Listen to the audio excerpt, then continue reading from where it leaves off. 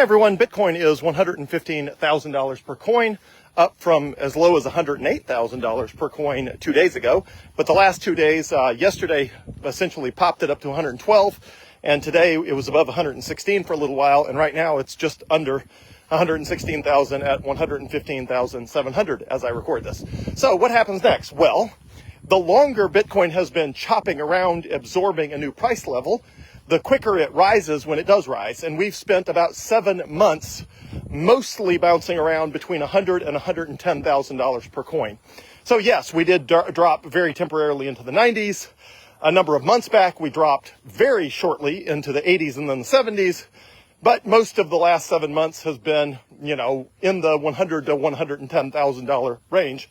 And the longer we're in that range, the higher we can go when it's time to break out of that, because the higher percentage of the total Bitcoin is held by people who want to be in that range and higher than that range, rather than people that own a lot of Bitcoin at a lot cheaper prices than that and are looking to get off the bus. So the longer we've been in a range, typically the more fuel we have in the tank, as James Check would say, to go higher, because all that chopping around has gotten as many people on the bus and off the bus that want to be on the bus or off the bus. So also these runs usually happen in more than just 2 days.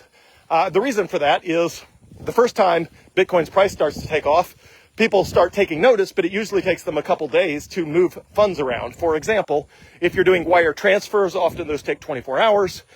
Just moving stuff around in the traditional financial system takes a couple days. So typically when you start getting a run like this, you start getting some fear of missing out, FOMO, and people start realizing that they're missing out on Bitcoin, which is they are, and so they move things around. And so usually rallies like this last at least 3 or 4 days, if not, 5 or more. And usually you don't top out at a price that's just modestly higher than where you started. You typically top out before a little breather at a price more significantly above where we currently are. So my prediction is that over the next 2 or 3 days, the price will climb above $120,000, potentially $125,000. And then at some point, maybe it's now, maybe it's in a couple days, we will take a breather as everybody who owns Bitcoin digests what it's like to have that much Bitcoin at that price level, which of course will involve some people who are now feeling wealthy and want to liquidate some of their Bitcoin, even though mostly that makes no sense, unless, of course, you're improving the life of you or your family, in which case that is the point of money, including Bitcoin. So we'll spend some time digesting this price level, and then I anticipate we will go higher.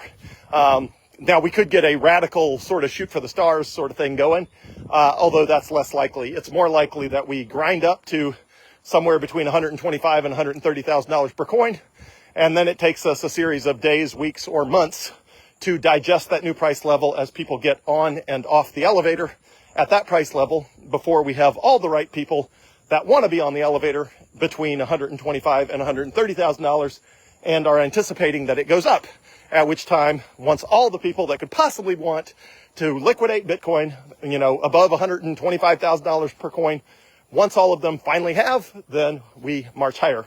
And of course, at some point, we could get a more significant dip of 30% or something like that, although it does not feel likely because we spent so much time, 7 months chopping around at prices that are barely below where we are.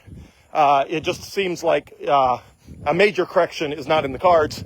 And all of the ones that we have had, such as the attacks on Iran, that caused a dip of Bitcoin, I think, to $98,000 or $99,000.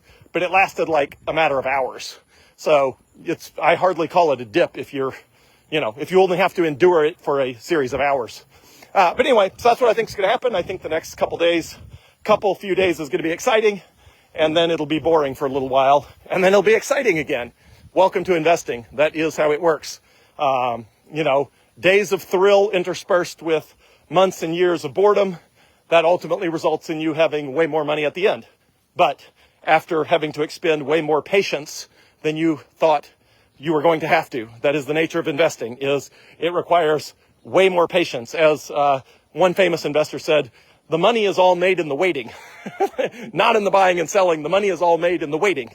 And the waiting is the hard part, and that's the part people don't like, but it's an inevitable part of investing. So enjoy the ride.